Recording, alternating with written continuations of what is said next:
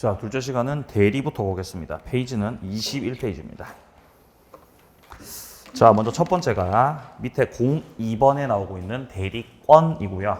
여기서는 대리권 범위죠. 첫 번째가. 자, 118조에 나와 있듯이 대리권의 범위를 정하지 않았을 때 대리인은 다음 각 호의 행위만 할 수 있다라고 해서 대리권의 범위를 정하고 있습니다. 권한을 정하지 않았을 때 할 수 있는 행위는 첫 번째가 보존 행위, 그리고 두 번째가 이용 또는 개량을 하는 행위가 되겠습니다. 그러나 처분 행위는 허용이 되지 않죠. 자, 관련된 판례 입장을 좀 뒷페이지에서 확인을 하면은 자, 22페이지 위쪽에 보시면은 관련 판례. 자, 기획부터 보게 되면은 일단 매매계약 체결할 대리권을 수여받은 사람은 그 계약에서 약정한 바에 따라 중도금이나 잔금을 수령한다. 이거는 할 수 있습니다. 자, 그리고 니은에서처럼 계약 체결과 이행에 관해서 포괄적으로 대리권을 수여받으셨다면은 약정된 매매대금 지급기를 연기시켜주는 거. 이것도 할 수 있죠. 그래서 기읍과 니은은 할 수 있는 겁니다. 대리인이. 자, 그런데 밑에 나오는 디귿, 리을, 미음 같은 경우는 대리인이 할 수 없는 것들이에요. 이것들은 전부 다 처분 행위들입니다. 자, 먼저 기읍 같은 경우는 둘째 줄에 나오듯이 체결된 계약의 해제. 리을은 그 대여금 채무 일부를 면제시키는 것. 미음 같은 경우는 첫째 줄 오른쪽에 보시면은 예금을 담보로 대출을 받거나 이를 처분할 수 있는 대리권. 이런 것들은 허용되지 않습니다. 다 처분 행위에 해당이 되겠습니다. 자, 다음 두 번째 대리권입니다. 제한이 나오죠, 밑에 쪽에. 자, 기본적으로 124조에서는 자기 계약과 쌍방 대리를 금지하고 있습니다. 자기 계약 쌍방 대리가 금지가 되지만 예외적으로는 허용이 되는데요. 자, 어떤 경우 허용이 되냐면은 밑에 기역 보시면은 본인에 대한 금전 채무 기한이 도래했다라고 되어 있죠. 여기서 기한이 도래했다는 거는 다툼 없는 채무 이행입니다. 그러니까 본인의 허락을 받지 않았더라도 그 채무를 변제시켜 버릴 수 있다.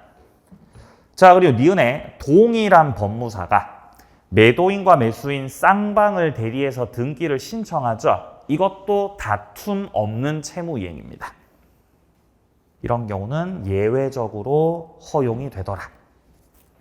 자, 밑에 동그라미 2번이요. 각자 대리가 나옵니다. 119조를 보게 되면은 대리인이 한 명이 아니라 여러 명일 수 있죠. 수인인 경우입니다.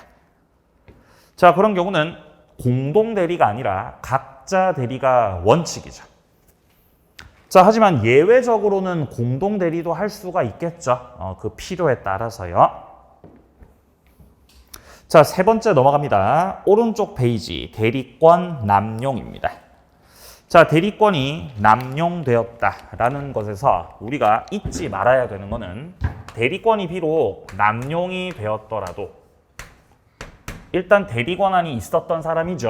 그러니까 유권 대리에 해당된다는 거. 남용이 유권 대리에 해당이 되므로 대리권이 남용되었더라도 원칙적으로는 유효다, 무효다? 유효다. 원칙은 유효예요. 남용되었더라도. 자, 원칙적으로는 유효라서 본인한테 손해가 생길 수가 있지만 예외적으로 상대방 쪽에서 그 남용의 사실을 알았거나 알 수가 있었다. 이런 경우에는 예외적으로 무효가 되겠습니다. 자, 시험에 출제가 될 때 남용이라는 표현을 직접 하는 경우도 있지만 굳이 남용이라는 표현을 쓰지 않고 배임적 행위를 했다. 배임 행위.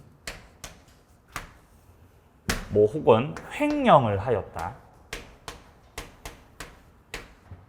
이런 식의 표현을 주고 있는 경우도 대리권이 남용되었다라는 걸 파악할 수 있어야 됩니다. 자, 그래서 법적 취급에 내려가 보면 원칙적으로는 대리권이 남용되었더라도 어쨌든 대리권한은 있었던 상황이기 때문에 유권 대리에 해당해서 유효다.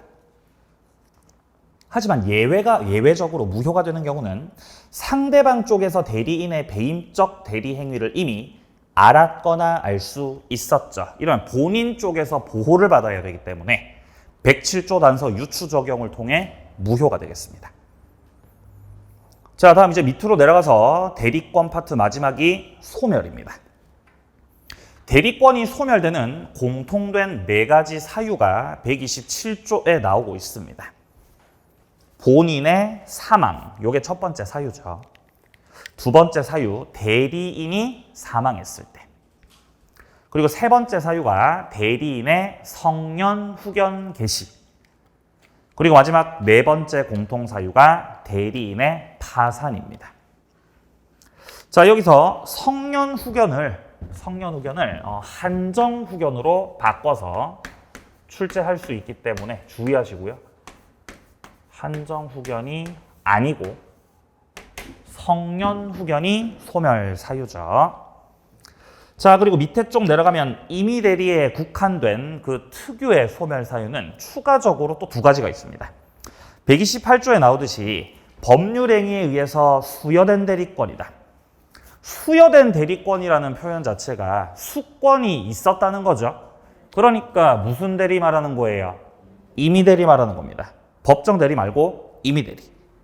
자, 임의 대리의 경우는 위에 127조 4사 성파 이외에도 원인된 법률관계 종료에 의해서도 임의 대리권이 소멸한다. 자, 뿐만 아니라 법률관계가 종료되기 전이라고 하더라도 본인 쪽에서 했던 그 수권 행위를 철회한 경우도 임의 대리권은 소멸하게 됩니다. 자, 이제 대리행위로 넘어가죠. 자, 대리행위에서는 먼저 현명주의가 나오고 있는데요.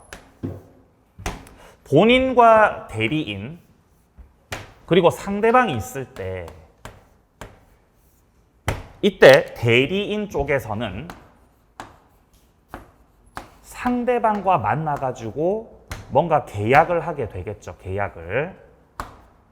자, 여기서 의리하는 행위가 자기 자신의 계약을 하는 것이 아니라 본인 갑을 위해서 하는 계약, 즉 대리 행위가 되려면은 이것이 대리 행위가 되려면은 반드시 뭐를 해야 된다는 거죠? 현명이라는 걸 해야 된다는 겁니다.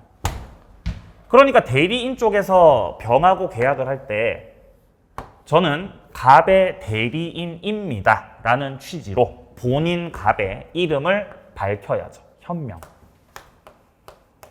현명이라는 걸 하게 됐을 때 이것을 대리 행위로 인정해주고 그렇게 됐을 때 비로소 이 계약의 효과가 본인한테 귀속이 된다는 거죠.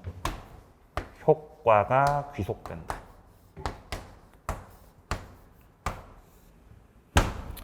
자, 그래서 일단 현명을 해야 된다는 게 114조 1항에서 먼저 나오죠. 대리인이 그 권한 내에서 본인을 위한 것임을 표시한 의사표시.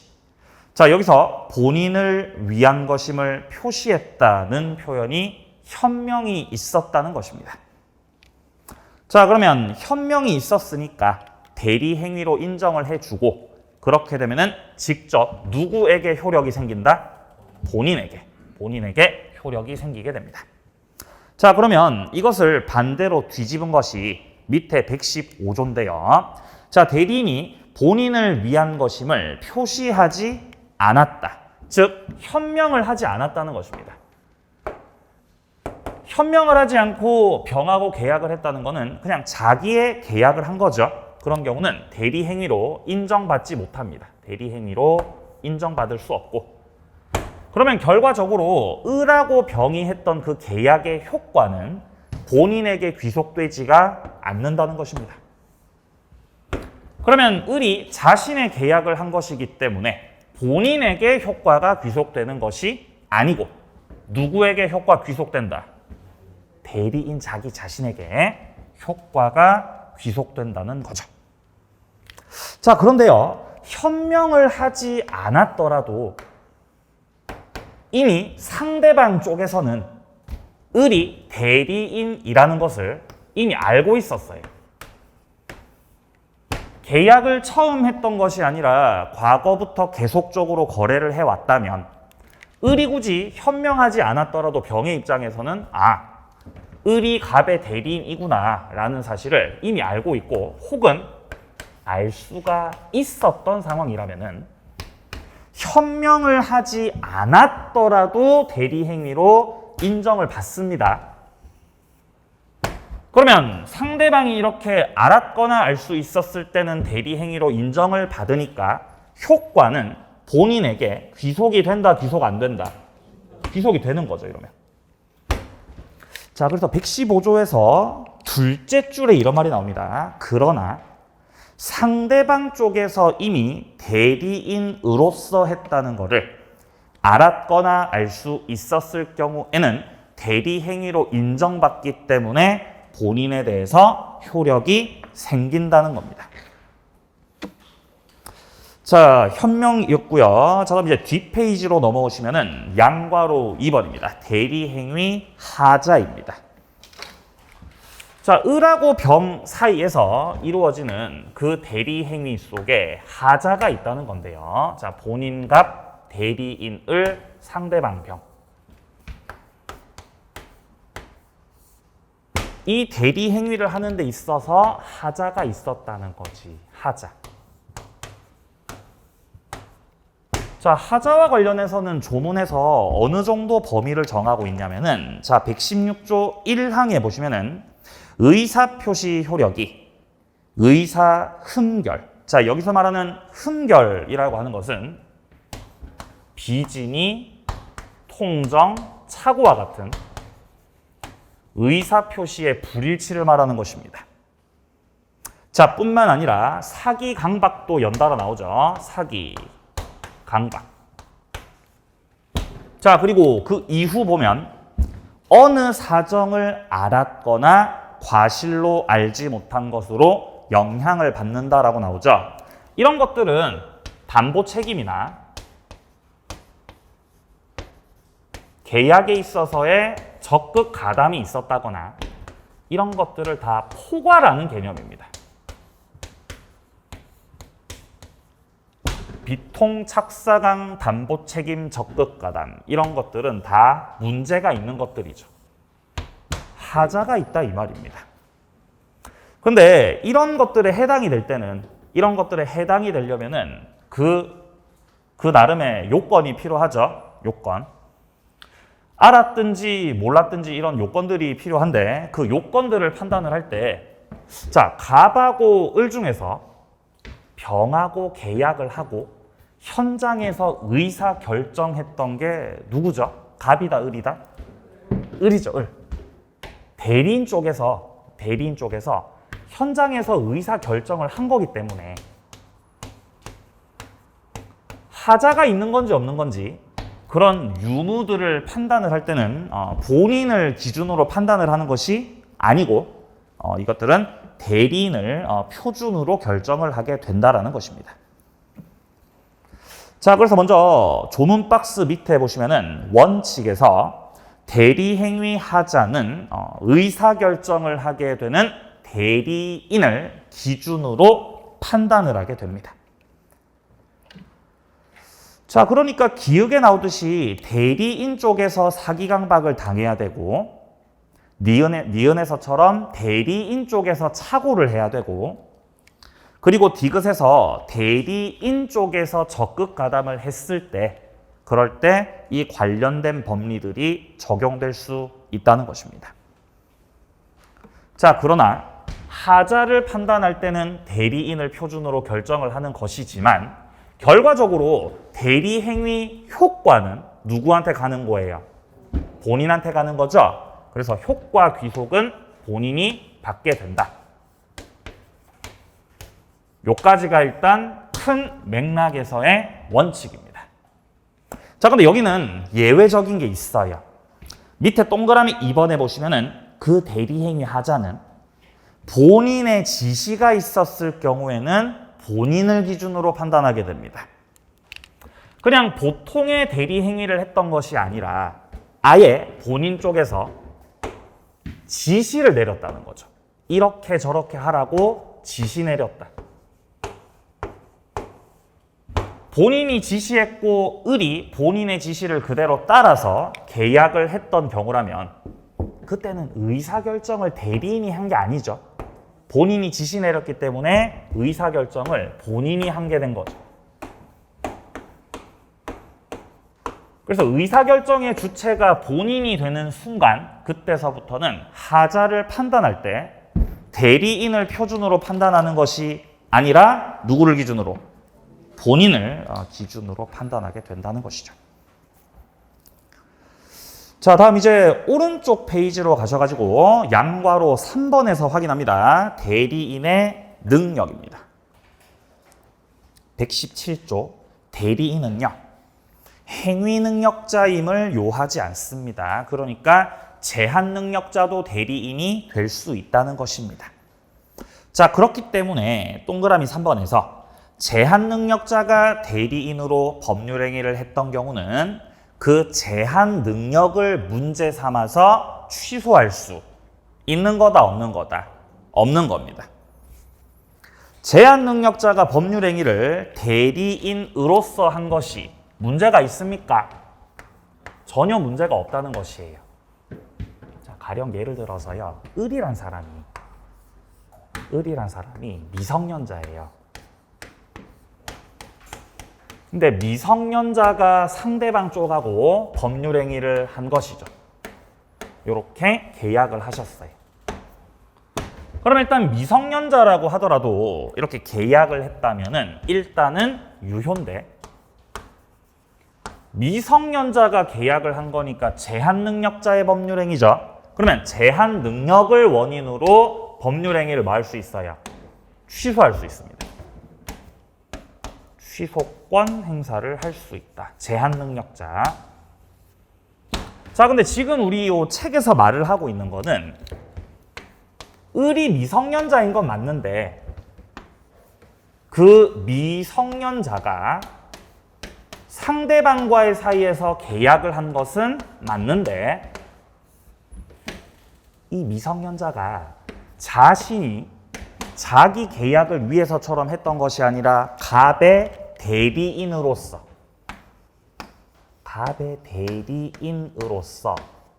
대리 행위를 했다는 거예요. 미성년자도 대리 행위를 할 수 있습니까? 예, 문제없이 할 수 있습니다. 그러니까 이 경우는 갑 쪽에서 야, 이 대리 미성년자야. 얘가 제한 능력자니까 제한 능력을 원인으로 나 계약 취소할게. 이게 된다고 안 된다고? 이게 안 된다는 거예요. 문제 없어요. 위에 거하고 헷갈리면 안 되죠. 제한 능력자가 자신의 계약을 했다면은 그때는 제한 능력을 원인으로 취소를 할 수가 있는 거지만 그 미성년자가 자기의 계약을 한 것이 아니고 대리인으로서 계약을 했던 경우라면은 그 대리 행위가 되는 데는 문제가 없다는 거죠. 그러니까 제한 능력을 원인으로 취소권 행사를 할 수 없다. 자, 다음 복대리 내려갑니다. 자, 복대리 의와 성질들 첫 번째. 일단 복대리인은요, 대리인 쪽에서 선임합니다. 자, 그런데 대리인이 선임을 할 때 본인의 이름으로 선임한다. 대리인 자신의 이름으로 선임한다. 대리인 자신의 이름으로. 그렇게 나오나요? 자신의 이름으로. 자, 따라서 두 번째입니다. 복대리인을 선임하는 거는 대리행위라고 할 수가 없죠. 이거는 대리행위가 아니라 복임행위, 즉 숙권행위라고 해야 됩니다. 숙권행위. 자, 3번입니다. 복대리인은 본인의 대리인으로서 대리행위를 할 때는 본인의 이름으로 대리행위를 하게 된다. 자, 그렇기 때문에 4번에 나오듯이 복대리인은요, 언제나 임의대리에 해당이 되겠습니다. 자, 여기에 본인이 있고 그리고 대리인이 있고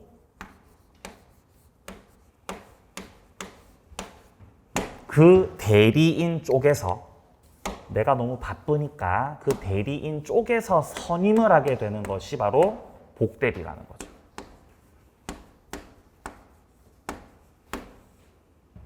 자, 그러니까 복대리인을 선임할 때 그 선임을 갑이 선임했어요? 을이 선임했어요?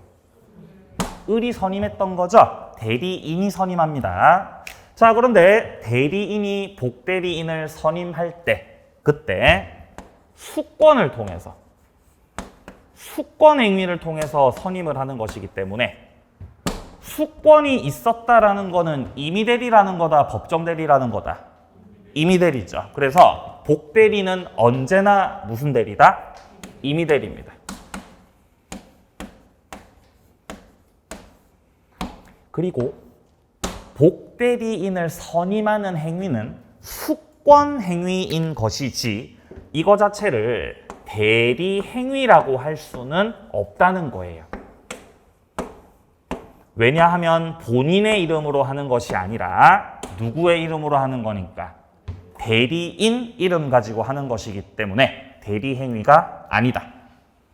자, 그런데 여기서 복대리인이 되어서 병이 계약을 하면 자, 상대방 정하고 만나서 계약을 합니다. 그러면 상대방과의 사이에서 이루어지는 계약은 이거는 대리인을 선임하는 행위가 아니라 계약을 하는 거죠. 이거는 이제 대리 행위를 하는 거죠. 대리 행위. 이거는 대리 행위가 맞다. 그러니까 대리 행위를 할 때는 대리인의 이름으로 하는 거다, 본인의 이름으로 하는 거다. 이거는 본인의 이름으로 하는 거예요. 본인의 이름을 밝혀야 되겠죠. 본인의 이름으로. 그래서 대리 행위는 본인의 이름으로 하는 건데 복대리인을 선임하는 거 있죠. 자, 이거는 누구의 이름으로 하는 거다? 대리인의 이름으로 하는 거다. 헷갈리면 안 돼요. 복대리인도 결국에는 대리인인 거죠. 그래서 대리인을 선임할 때는 대리인의 이름으로 하는 거고 복대리인 선임은 그 복대리인 쪽에서 상대방과 계약을 할 때는 결국 대리 행위를 하는 거기 때문에 본인의 이름으로 대리 행위를 하게 됩니다. 자, 5번 내려갑니다. 복대리인을 선임했다고 해서 대리권이 소멸하는 것은 아닙니다. 근데 반대로 대리권이 소멸하게 되면은 복대리권은요 소멸하는 거죠. 주종관계로 봐야 되겠죠. 자, 다음 뒷페이지 책임 문제. 자, 복대리인이 뭔가 계약을 하다가 문제를 일으켰을 때 여기에 대해서 책임을 져야 됩니다. 자, 복대리인이 실력이 있고 계약을 잘 했으면 여기서 계약을 잘 했으면은 문제가 될 게 없었겠죠. 근데 여기서 뭔가 문제가 터져버린 거지. 여기서 문제가 터져버리면은 결국 이 효과는 이 계약의 효과는 결국 본인한테 귀속되지 않겠습니까? 효과가. 자, 그러면 본인한테 효과가 이렇게 귀속이 돼버리는 거기 때문에 본인 쪽에서 야, 복대리인이 문제 일으켜가지고 나한테 손해가 생겨서 손해가. 그런데 복대리인을 누가 선임했으니까? 병을 누가 선임했죠? 얘가 선임했죠? 그럼 갑이 책임지라고 하는 거예요. 네가 책임을 져라. 책임져. 책임져. 아니, 내가 왜 책임져야 됩니까? 아니, 네가 선택했잖아. 네가 선택해가지고 병을 선임을 했잖아. 그리고 그 병이 문제를 일으켜가지고 나한테 효과 귀속됐잖아. 그러니까 복대리인 선임에 대해서 본인 쪽에서 책임을 묻게 된다라는 겁니다. 근데 그 책임의 범위가 다 다르죠. 자, 책임은 총 3단계로 나뉘어집니다. 첫 번째 책임은 가장 무거운 무과실 책임.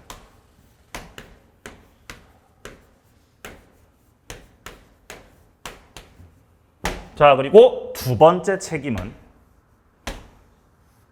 2단계 책임, 선임 감독상 책임.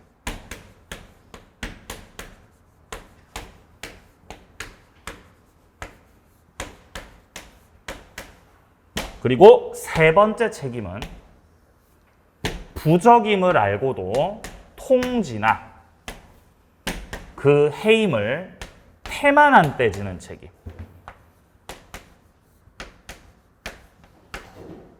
이렇게 3단계로 나뉘어집니다.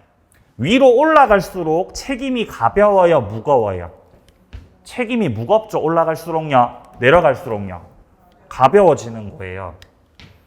자, 여기서 책임 문제를 다룰 때 먼저 법정 대리. 법정 대리인 같은 경우는 원칙적으로 복임권이 있습니다, 없습니다?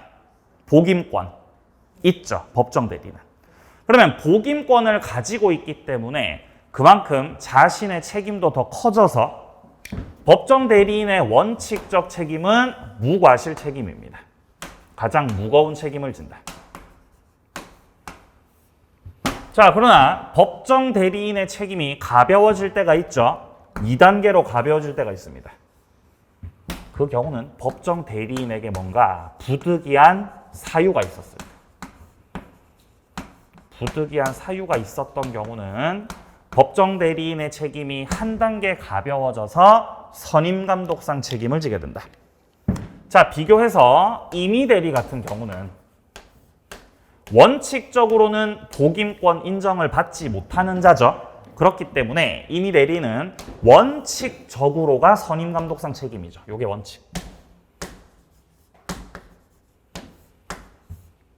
그러나 임의 대리인의 책임도 한 단계 가벼워져서 요 3단계 책임을 지는 경우가 있는데 그 경우는 본인 쪽에서 복대리인을 지명한 경우입니다.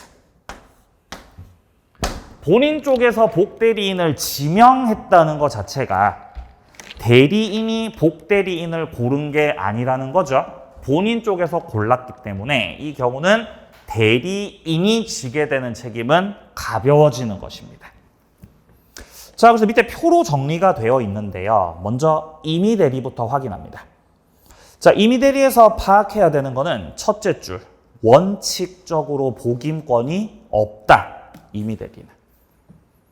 그렇기 때문에 임의 대리인이 지게 되는 책임은 그 둘째 칸, 선임 감독상 책임을 진다. 이게 몇 단계죠? 2단계 책임입니다. 2단계. 근데 예외적으로 본인의 지명이 있었죠?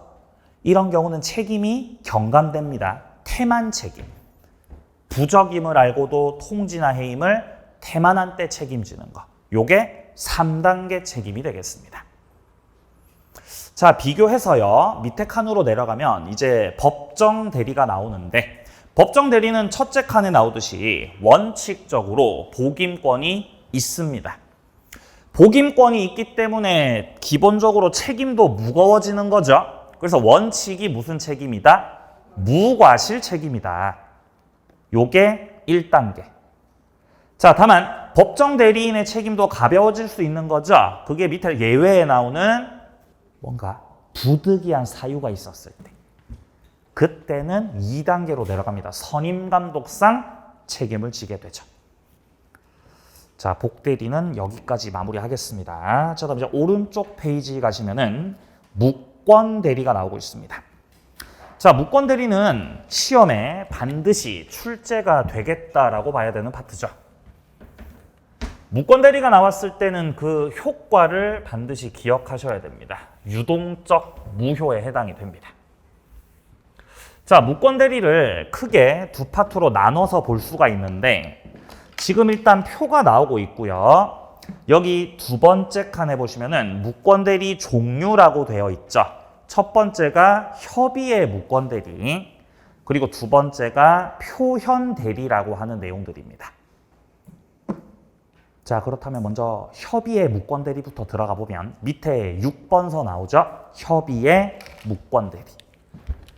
자, 협의의 무권 대리에서는 권리 중심으로 정리를 하시면 되겠어요. 위임장을 조작했던 대리인 아닌 자가 상대방과의 계약을 통해서 본인 갑의 재산을, 본인이 갑이 가지고 있던 땅을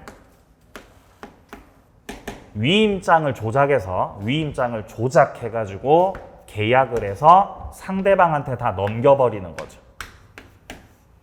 이런 식이 돼버리면은 이 을은 대리 권한이 없음에도 불구하고 대리 행위를 해버린 거니까 이게 이제 무권 대리 행위가 됩니다. 무권 대리 행위를 했을 경우는 여기에 대해서 본인 쪽에서 추인권 행사 혹은 추인 거절권 행사를 통해서 유무효를 본인 쪽에서 결정을 할 수가 있는 거죠. 여기서 추인권 행사를 하게 되면은 소급해서 유효가 되고, 반대로 거절권 행사를 하게 되면은 무효로 확정을 짓는 것이기 때문에 본인의 추인과 거절에 따라 효과가 달라지는 만큼 이 무권 대리의 효력은 일단 유동적 무효다. 그리고 여기에 대응하여 상대방 쪽에서는 철회 혹은 최고 이런 것들을 할 수가 있습니다. 상대방 쪽에서 철회권 행사를 하게 되면은 을과 했던 계약을 없던 걸로 돌리자니까 무효로 확정지는 거고, 이 최고라고 하는 거는 본인한테 추인을 할 건지 말 건지에 대해서 독촉을 하는 거죠. 자, 시험에서 거의 빠지지 않고 출제가 되는 건 추인입니다. 추인. 자, 추인은 유효로 하겠다라는 뜻을 가지고, 자, 밑에 쪽에 먼저 133조부터 확인합니다. 추인은 다른 의사 표시가 없을 때는 소급해서 효력이 생긴다. 소급효가 있어요? 소급효가 없어요? 소급효가 있습니다. 무권대리 추인 133조. 자, 그리고 내려가서 밑에 쪽 동그라미 2번에 상대방을 확인합니다. 추인권을 행사할 때는 무권 대리인에게 행사할 수도 있고 상대방에게 행사할 수도 있고 승계인에게 행사를 할 수도 있습니다. 그러나 추인을 무권 대리인에게만 했을 때는 상대방이 그런 사정을 몰랐을 수도 있죠. 상대방이 모르고 있다면 무권 대리인에게 했던 추인의 그 효력을 상대방에게 주장할 수 있다 없다? 주장할 수 없다. 추인의 효력을 가지고 상대방에게 대항을 할 수가 없다로 정리가 됩니다. 네, 상대방이 몰랐을 경우가 그렇습니다.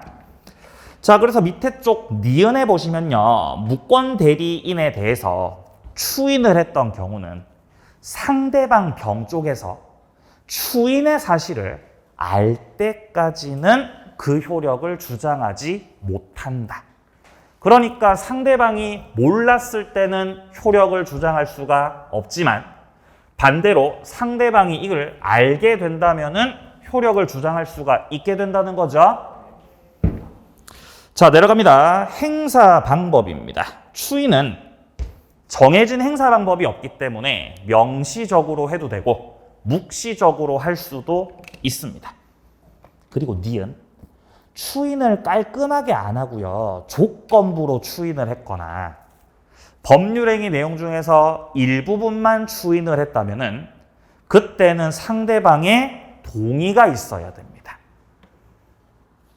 자, 뒤로 넘어갑니다.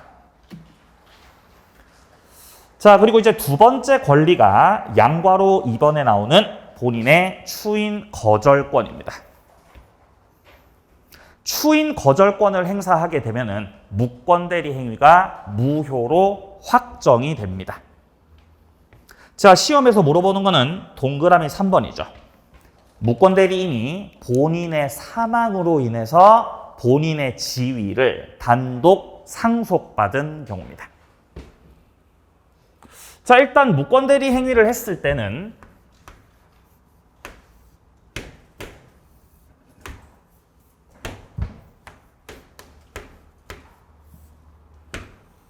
유동적 무효고 본인 쪽에서 추인을 하든지 아니면은 추인 거절을 할 수 있다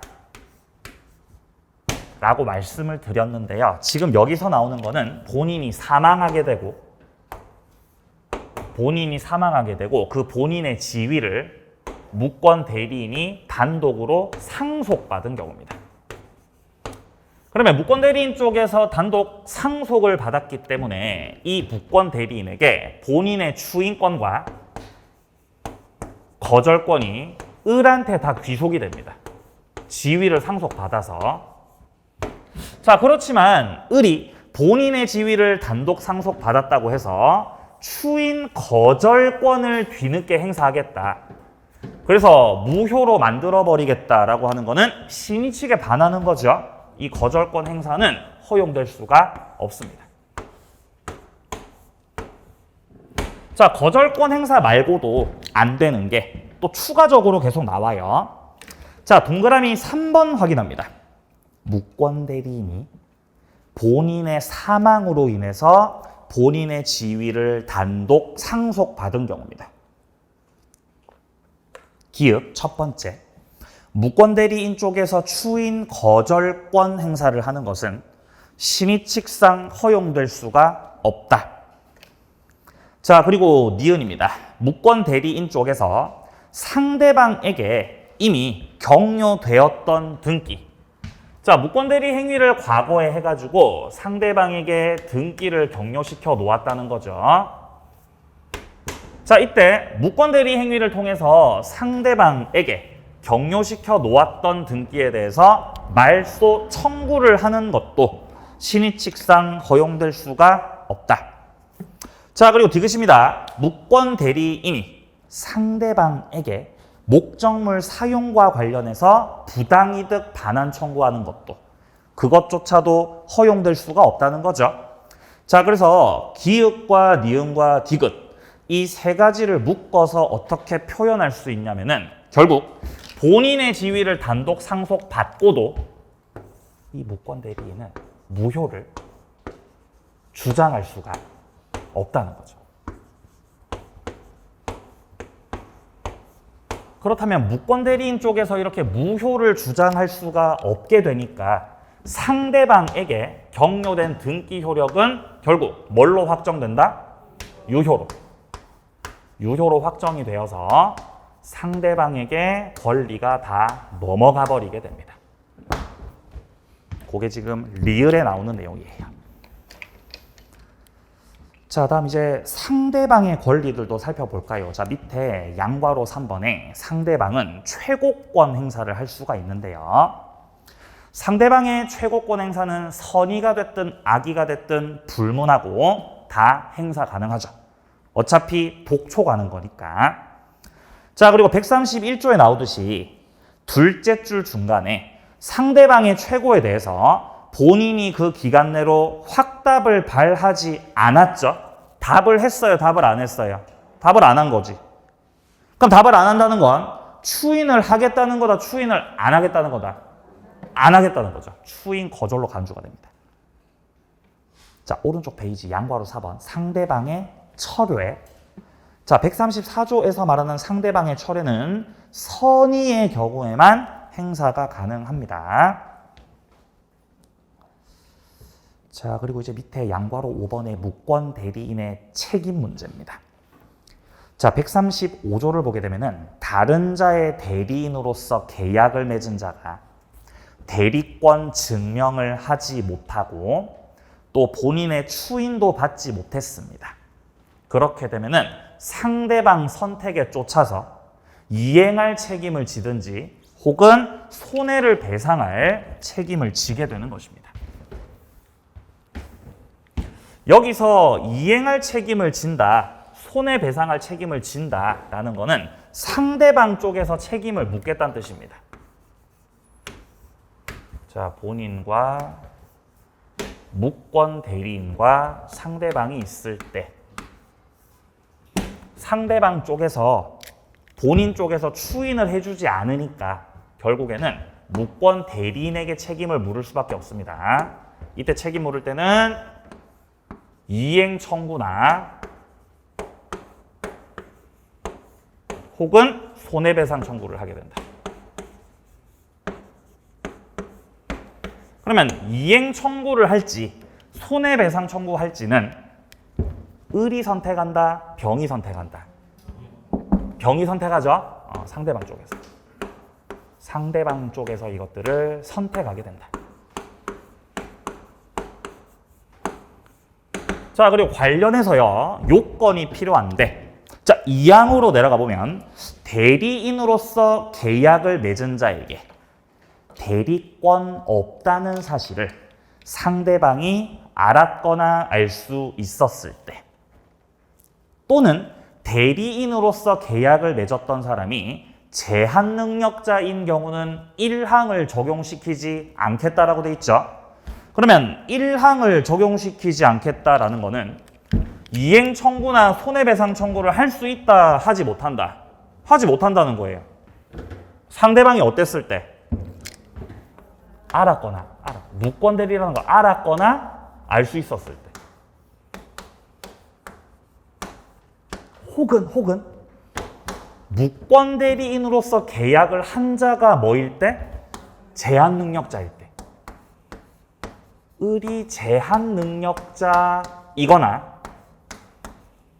이미 상대방이 병이 을하고 계약을 했을 그 당시에 을이 무권 대리라는 거를 알았거나 알 수 있었다면 이행 청구나 손해배상 청구를 하지 못한다는 겁니다, 지금. 그러면 반대 해석을 해보면 병이 을한테 이행 청구나 손해배상 청구를 하고 싶으면 알았어야 돼, 몰랐어야 돼? 몰랐어야 되죠. 잘못이 있었어야 돼, 없었어야 돼? 없었어야 되죠. 그리고 을에게는 행위 능력이 있어야 되는 거죠. 책임을 물으려면요. 반대 해석하면. 자, 그래서 그것들을 요건으로 정의한 게 밑에 표에 나와 있어요. 자, 요건 해보시면은 첫 번째, 무권 대리인이 대리권 증명을 하지 못했다. 두 번째, 본인이 추인을 하지 않았다. 세 번째, 상대방 쪽에서는 철회를 하지 않았고, 네 번째, 상대방의 선의무과실. 다섯 번째, 무권 대리인의 행위 능력. 이러한 요건들을 갖추게 되면은 비로소 이행 청구나 손해배상 청구를 할 수 있다는 거죠. 이때 무권 대리인이 지는 책임은 그 밑에 칸에 나와 있듯이요. 무과실 책임에 해당이 됩니다. 무과실 책임이니까 제3자가 기망해서 무권 대리 행위를 했던 경우라도 책임을 진다, 책임 안 진다? 책임져야 된다는 거예요. 무과실 책임. 자, 무권 대리 여기까지 하고 마무리하겠습니다. 자, 다음 이제 뒷페이지 넘기시면은 표현 대리가 나와 있죠. 자, 표현 대리는 먼저 양괄호 2번에서 성질부터 확인합니다. 성질. 표현 대리에서 여러분들이 절대로 까먹으면 안 되는 게 무권 대리 소속이라는 걸 까먹으시면 안 되죠. 무권 대리 소속이다. 그래서 언제 그러면 유권으로 바뀌는 거죠? 언제 유권으로 바뀌어요? 안 바뀌어요. 안 바뀌죠? 하늘이 무너져도 안 바뀝니다. 계속 무권이라는 거죠. 자, 그렇기 때문에 기억에 표현 대리가 성립된다고 해서 그것이 유권 대리로 전환되는 것이 아니다라는 거. 자, 그리고 니은에 상대방 쪽에서 하게 되는 유권 대리 주장 속에 표현 대리가 포함되어 있다고 볼 수는 없는 거죠. 왜냐하면 표현 대리는 무권 대리 소속이니까. 그죠? 직관적으로 이해해야 되는 거죠. 유권 대리에 관한 주장. 그리고 무권 대리에 관한 주장이 있을 때 표현 대리가 유권에 들어가 있다, 무권에 들어가 있다. 무권에 들어가 있어. 표현 대리가 여기 있어요. 야, 표현 대리 어디 있니? 저 여기 있는데요. 무권 대리.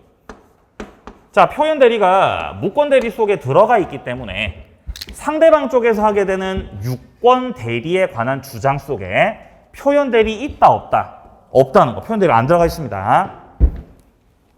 자, 3번 내려갑니다. 표현 대리는 법정 무과실 책임. 그래서 본인 쪽에서 전적으로 책임지는 제도죠. 그렇기 때문에 동그라미 4번에 나오듯이 본인이 전적으로 책임을 지는 제도이기 때문에 과실 상계를 주장하면서 우리 서로 과실을 퉁칩시다. 이런 거는 허용되지가 않죠. 자, 그리고 표현 대리가 성립하려면은 동그라미 5번에 나오듯이 반드시 현명이 있어야 됩니다. 현명을 해야만 표현 대리가 될 수 있다. 자, 그리고 6번에서는 무권 대리 행위가 강행 규정에 위반됐다는 거죠. 이러면 절대적 무효가 됩니다. 표현 대리는 상대방 쪽에서 유효를 주장하는 건데 강행법규 위반되면 절대적 무효죠. 그러니까 표현 대리가 적용될 수가 없다는 거죠. 이 경우는. 자, 오른쪽 페이지 가보시면은 표현 대리가 총 3가지가 있습니다. 양괄호 3번에 나오는 수여 표시 표현 대리, 양괄호 4번의 권한을 넘은 표현 대리, 그리고 3번째 표현 대리가 그 뒤에 나오는 소멸 후 표현 대리인데요. 자, 표현 대리 관련해서는 우리 시험에서 물어보는 게 주로 권한을 넘은 표현 대리입니다. 126조죠. 자, 권한을 넘은 표현 대리라는 거는 자, 본인이 있고 그리고 본인으로부터 대리 권한을 받았던 을이 있습니다. 을은 대리인이죠. 자, 근데 갑 쪽에서 을한테 수권을 할 때 야, 너 가가지고 임대차 해라, 임대차. 내가 빌라가 있는데 그 빌라 임대차 계약을 네가 맡아서 하는 거야. 알겠지? 그래서 임대차 권한을 위임했습니다. 그러면 을이 가지고 있는 권한은 임대차를 할 수 있는 권한을 가지고 있는 거죠. 요 정도가 을의 권한입니다. 자, 그런데 을이 대리인으로서 하라는 임대차는 안 하고 가가지고 빌라를 팔고 도망가 버려야지. 매각을 해버리면, 여기서 매매를 해버리면은 이거는 임대차 권한을 넘어선 거죠. 그래서 을이 갖고 있던 권한이 요 정도밖에 안 됨에도 불구하고 실제 행위를 할 때는 그것을 넘어서서 행위를 했다는 겁니다. 그래서 결국 정리를 해보면은 을은 임대차를 할 수 있는 기본 대리권이 있었지만 그 기본 대리 권한 내에서 행위를 했던 것이 아니라 그 기본 대리 권한을 넘어섰다. 즉 월권을 했다는 거. 이렇게 됐을 때 상대방 쪽에서는 을하고 계약 당시에 을이 매각할 권한이 없는 대리인이라는 사실을 몰랐고 그리고 충분히 확인까지 했다면 병에게는 을하고 매매 계약을 할 수밖에 없었던 정당한 이유가 있었던 거죠. 정당한 이유가 있었고 이 경우 병은 126조 권한을 넘은 표현 대리를 주장해서 이 매매 계약의 효력이 유효라고, 야, 이거 유효라고, 그러니까 부동산 넘겨라 라고 주장하면서 본인한테 효과를 귀속시키려고 하는 겁니다. 그래서 결국 병 쪽에서 승소하게 되면은 매매가 유효로 인정받아서 병이 그 부동산을 가져갈 수 있다는 겁니다. 자, 126조 조문에 보면 대리인이 권한 외의 법률 행위를 했습니다. 여기서 권한 외라는 게 권한을 넘었다는 뜻이죠, 지금.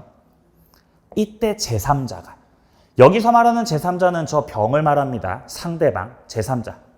병이 그 권한이 있다고 믿을 만한 정당한 이유가 있었죠?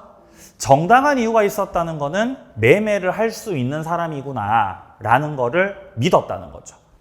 즉 무권 대리라는 걸 몰랐다는 거죠. 그리고 잘못이 없다는 거, 선의무과실.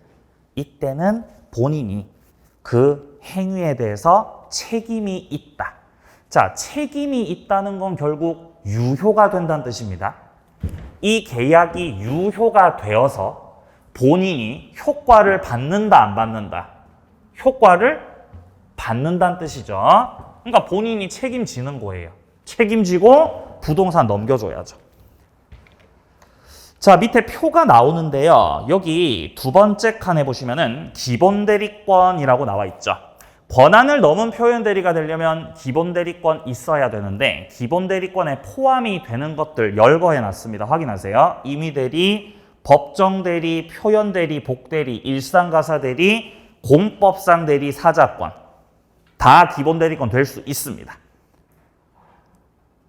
자, 밑에 동그라미 1번이요. 기본 대리권에 의한 행위하고 표현 대리 행위가 동종 유사할 필요가 없다고 돼 있죠. 그러니까 같은 종류이지 않아도 된다는 겁니다. 자, 그래서 밑에 동그라미 2번에 등기 신청 권한을 위임받은 자. 자, 여기서 말하는 등기 신청 권한이라고 하는 거는 공법상 대리권입니다. 위임받은 거는 공법상 대리권이고 등기 신청 권한을 받아놓고 행위를 할 때는 무슨 행위를 하셨어요? 대물 변제하셨죠? 그거는 사법상 행위를 한 겁니다. 가지고 있었던 기본 대리권은 공법상 대리권이었는데 행위를 할 때는 사법상 행위를 했다면 다른 종류의 행위를 한 거죠.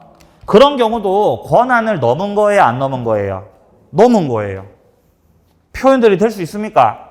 될 수 있다는 겁니다. 자, 동그라미 3번. 대리 행위 표시를 하지 않고 단지 본인의 성명을 모용했다고 나옵니다. 자, 본인의 성명을 모용했다는 건 결국 현명이 없었다는 뜻입니다. 현명이 없었다. 본인인 것처럼 기망했습니다. 그런 경우는 표현 대리가 성립할 수 없다. 그리고 아까 전에 봤듯이 임의 대리, 법정 대리가 기본 대리권에 다 포함이 된다 그랬죠? 그래서 동그라미 4번에서처럼 임의 대리, 법정 대리 구분하지 않고 모두 적용됩니다. 자, 대리 파트는 여기서 마무리하고요. 좀 쉬었다가 이제 무효 취소로 가도록 하겠습니다.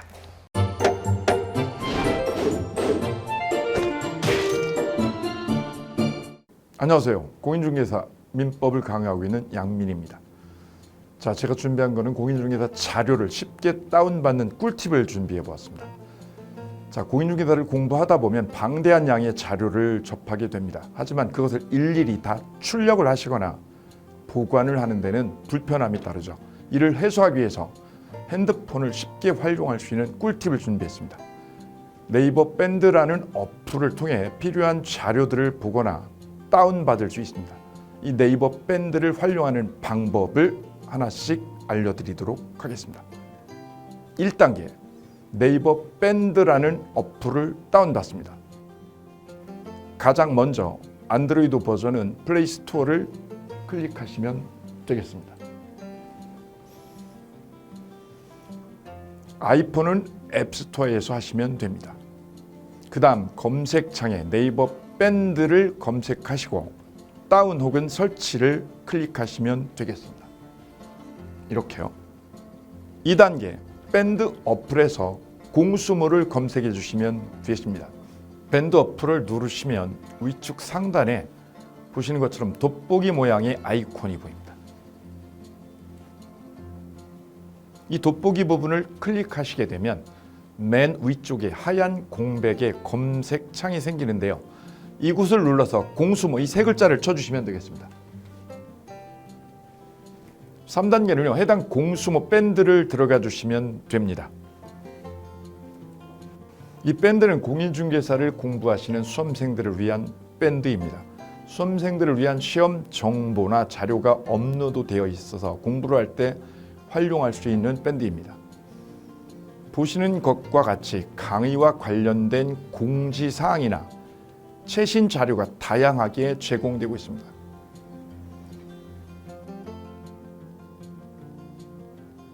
4단계 또 다른 꿀팁 모바일 일일학습법에 대해서 소개드릴까 합니다. 이제 핸드폰으로 짬 시간을 활용하셔서 공부하는 학습법을 알려드리도록 하겠습니다.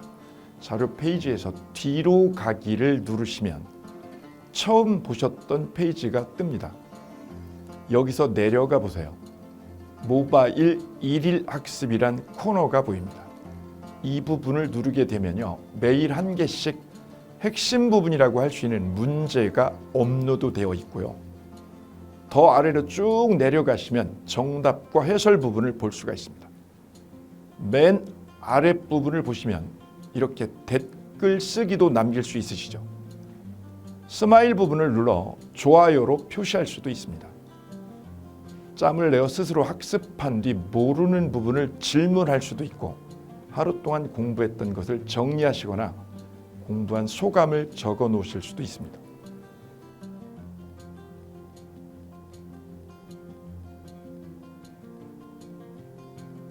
지금까지의 과정과 같이 공수모 밴드에 가입하신다면 다채롭게 업데이트되는 양질의 최근 자료들을 접하시고 활용할 수 있습니다. 꼭 가입하셔서 좋은 자료 많이 활용하시기 바랍니다.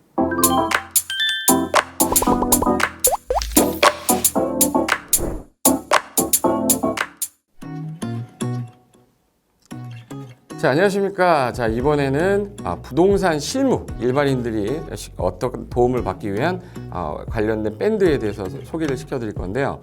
일단은 검색창에다가 365 부스라고 치시면 돼요.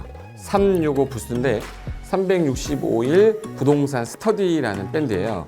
네이버 밴드인데 365 부동산 스터디라는 밴드 일단 클릭하시면 현재는 이제 4만 명 정도 되는 밴드인데요.